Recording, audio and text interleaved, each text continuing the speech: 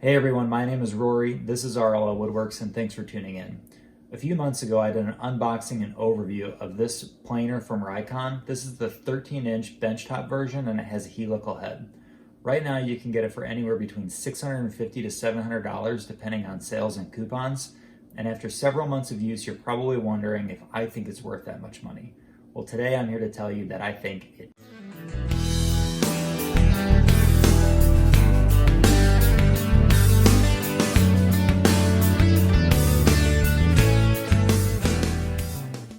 Any good review video needs to show how the thing actually works, so I chose this weathered chunk of red oak that I found in a pallet graveyard. It has a significant twist in it, so I used hot glue and shims to hold it steady while flattening one side.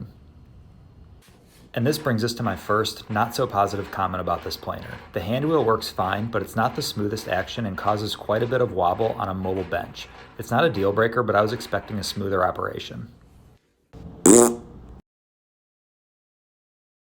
Now that the piece is stable, I can run it through several times, shaving off a very small amount each time. I should note that off camera I checked for nails with a cheap metal detector. Once one side is flat, I can take it off the straight piece of wood and run it through on the other side. This brings us to one of the things that I absolutely love about this planer, and that's the actual results. I know you can't feel this and my camera is less than high def, but this gives a really smooth finish. I would say comparable to 100 grit sandpaper. However, I do get a small amount of snipe on some longer or shorter pieces. I know snipe is almost impossible to avoid on a planer, but it's a little bit more than I was expecting. Yes.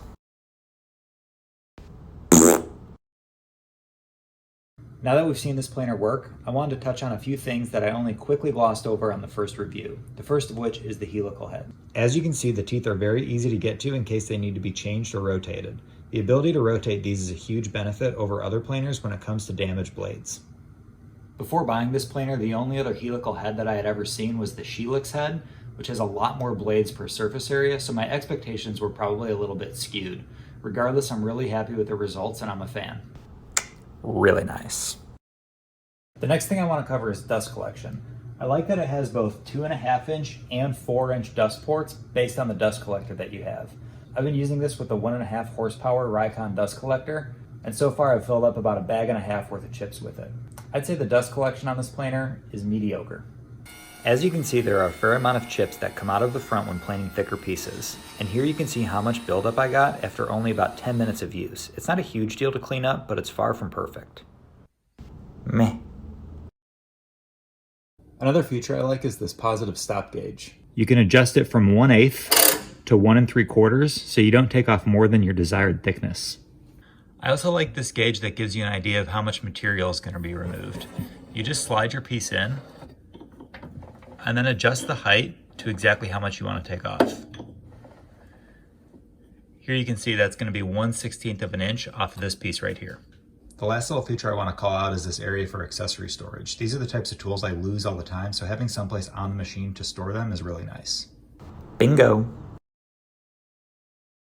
The last bone I want to pick with this planer is the ease of use in getting the in-feed and out-feed tables perfectly level. It wasn't the end of the world, but I did have to fuss with these nuts quite a bit to get them perfect. As you can see, a wrench doesn't fit in here super easy and there's not a lot of room for my hand to go.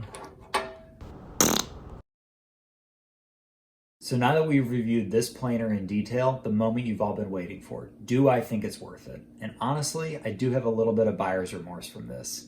This is a really expensive machine, and I've said before, I am not a fine woodworker, and I probably could have gotten away with a cheaper alternative. For this price, I would have liked to seen a few more green check marks and a few less red X's. Hopefully you found this video helpful. I'd love to know your thoughts and if you agree or disagree with my assessment. If you want to support this channel, I'd really appreciate you liking, sharing, commenting, or even subscribing. Thanks again for watching.